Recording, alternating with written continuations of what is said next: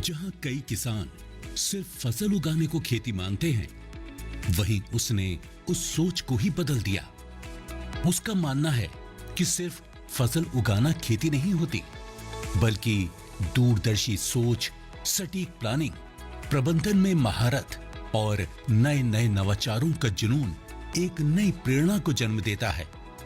उसने गौ आधारित प्राकृतिक खेती की एक ऐसी मिसाल पेश की कि पूरा पंजाब उसकी तारीफ करता है।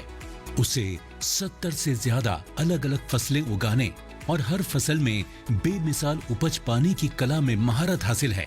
उसके खेत का हर जर्रा एक कहानी कहता है, कहानी नवाचार और प्रकृति के अद्भुत तालमेल की। आइए मिलते हैं एक ऐसे ही प्रेरणादायक शख्सियत से, भारत की फार्म लेडी पल्लवी रेधुजियानी। मैं पंजाब के फाजिल्का जिले की रहने वाली हूँ। यहाँ पे हम गौ आधारित प्राकृतिक कृषि करते हैं। हमारा ये फार्म इंडो पाक बॉर्डर के एकदम पास में है। यहाँ पे हम 70 अलग अलग तरह की फसलें लगाते हैं।